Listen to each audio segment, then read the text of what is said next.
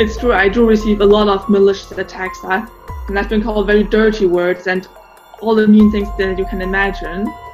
However, I noticed something interesting. I noticed that those people who really attack me, who really say some very malicious words to me, those are actually people who genuinely hate China. Can you briefly introduce yourself? Hello everyone, my name is Navina Heyden. I'm a bachelor student studying business economy here in Germany, and I had a lot of experience with a lot of Chinese people here in Germany and also in China. I've traveled to China a lot, and I always like to share my insights and my experience on Twitter. We found that you were recently attacked by some German media like the Welt and the Institute of Strategic Dialogue, like a British think tank. So what exactly happened and how did they get you to do the interview? A few months ago, I received a message from one of the reporters from Die Welt, and she told me she's currently writing on a bigger article discussing how China is pictured in the German media, and she wanted to hear my viewpoint because I have a China-friendly attitude. Basically, she wanted to know how I developed such a China-friendly stance and what kind of harassment I received. So I feel like this journalist is very neutral, and I also feel like if it's really getting bad, I can ask them to be anonymous. So that was why I agreed to have an interview with them. I was actually even inviting some of my friends who have the same viewpoint as me. So I can at first, of course, have some witnesses, so we can all tell a journalist that we will not accept them to publish anything from our interviews without permission. Mm-hmm. And we also told them that a lot of us want to stay anonymous.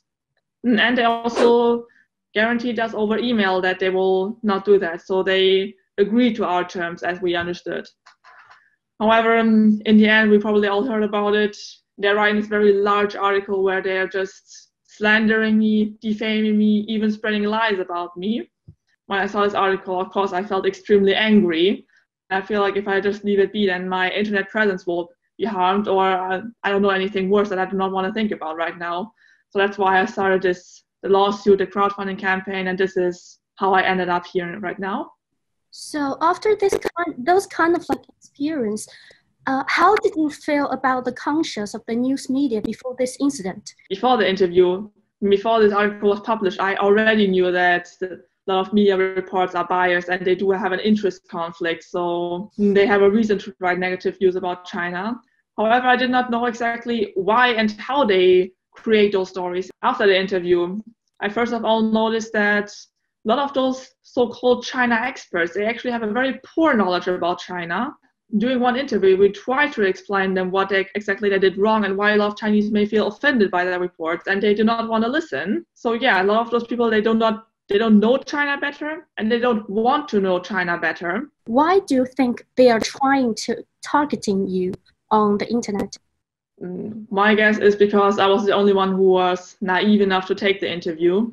Mm-hmm. So, however, because I'm just a student and I do not have this knowledge about media and I don't know how to really protect myself. Is there any false reports of China in Western media that very impressed you? Well, probably one of the reports that I feel most impressed is the over 1 million Uyghurs are held in concentration camps narrative.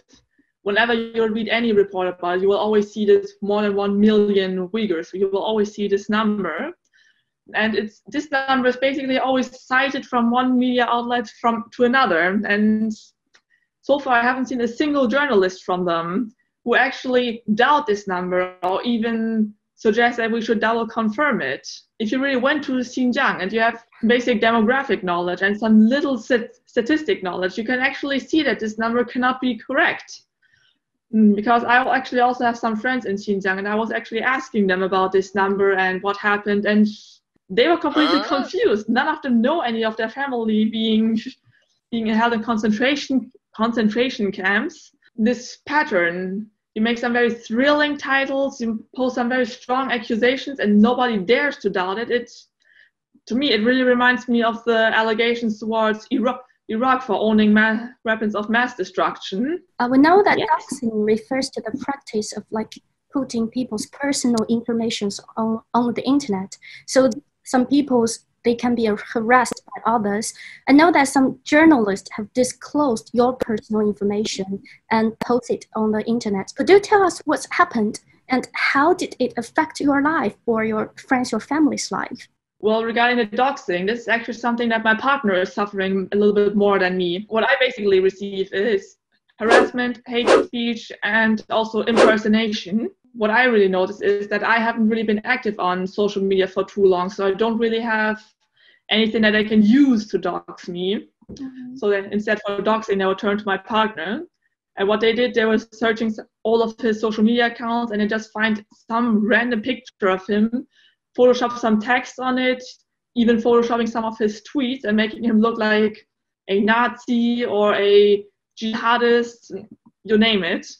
And then they would not only publish those things on Twitter or on other social media accounts, but they would also send it to his friends and to his employer. The doxing I received from them is basically that they published my name, my affiliation, and my place of residence without my permission. So does it affect your school life, or maybe when you graduate to find a job? I always hear that when you're applying for a job, your employer will have a look at your social media account and also see if there's anything on the internet about you. And when you're Googling my name, you will see all of those reports. You will see the report from Die Welt. You will also see this analysis of the ISD, and you will also see all those translations of this article.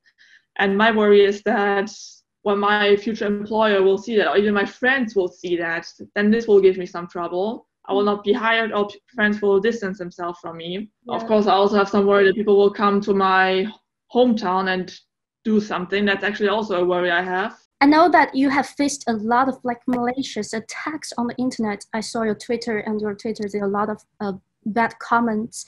So how do you feel about that? How did you deal with it?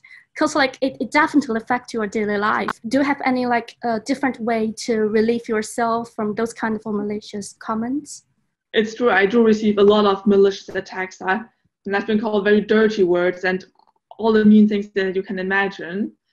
However, I noticed something interesting. I noticed that those people who really attack me, who really say some very malicious words to me, those are actually people who genuinely hate China, usually in my real life, if I want to say so. When I talk with a neutral person, or can be even a person who is biased against China because they only have those negative media, actually we do reach a lot of agreement, and we can agree on a lot of things, and we do have this happy ending. However, when you try to reason with someone who has an interest conflict with China, and it is really his faith of hating China, then there's no way you can reason with him, and you will just waste your time.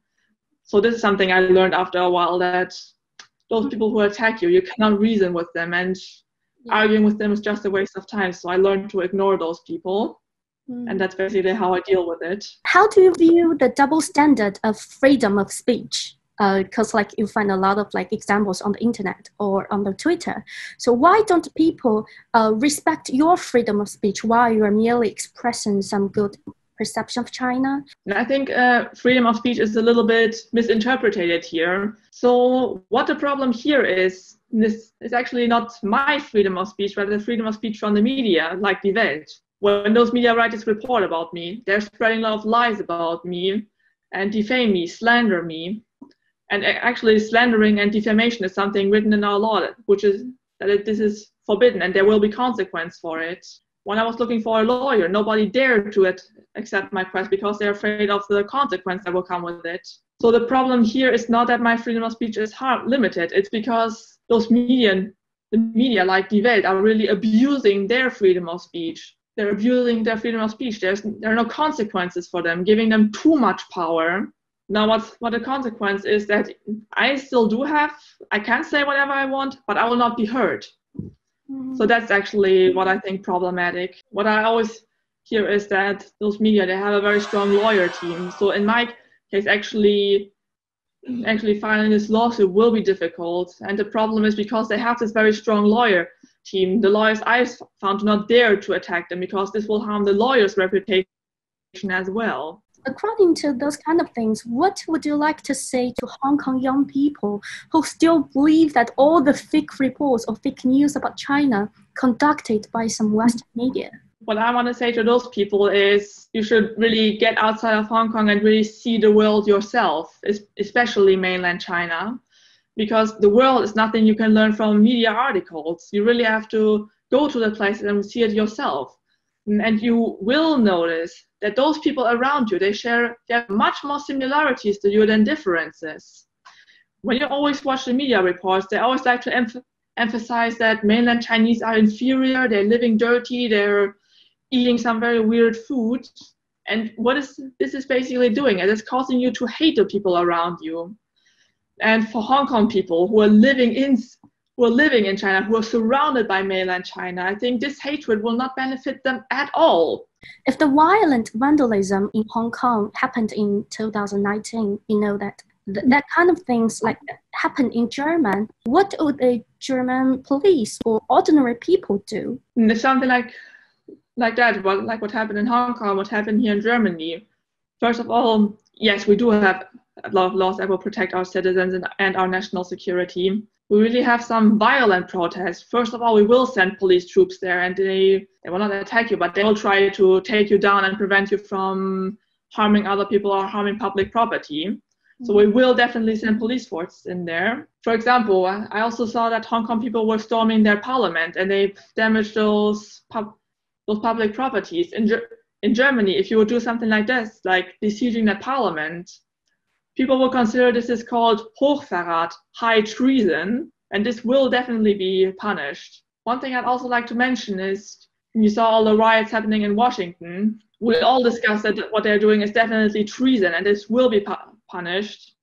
However, the problem is a lot of Germans here, we don't really know the full picture of what happens in Hong Kong. We never hear anything about violence from the protesters' side. We don't hear that they're damaging public properties.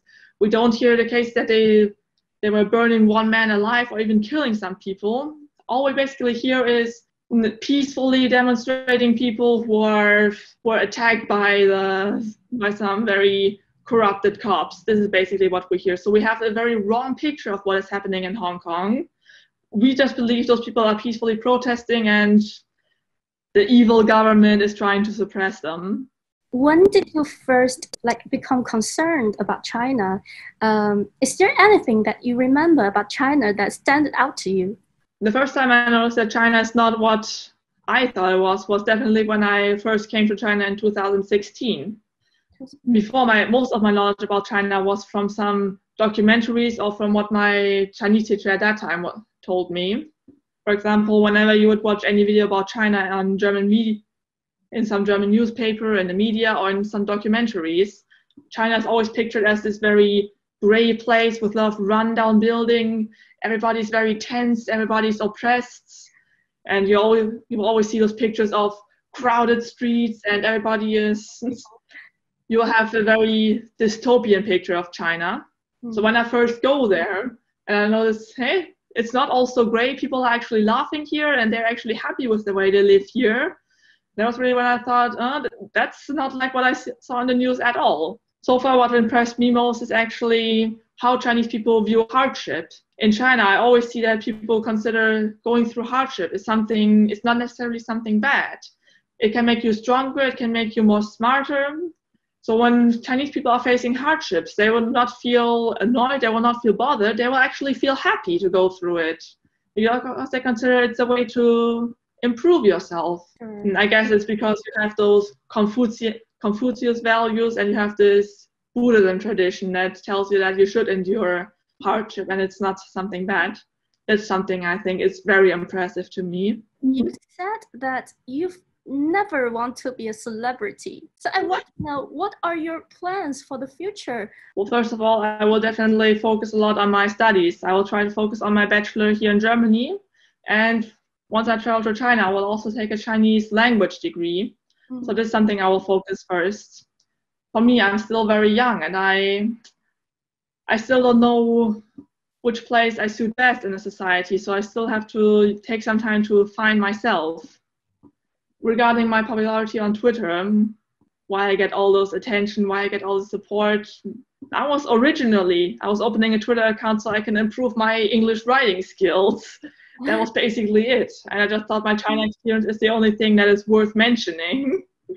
In life, you cannot really predict anything. Some things just happen to you. Like I got involved into the lawsuit, and when those things happen, you just feel like you have to do it well. And for me, even though I do receive a lot of slandering, I receive a lot of hate and people like to threaten me as well. On the other side, I still receive so much support and so much encouragement. So when you're in this situation, you really feel like you're doing the right thing and you're motivated to do what you have to do. So yeah, being a celebrity, as you call, that was never my goal, but now that it happens, I will still do it because I have so much support and I also feel motivated to do it.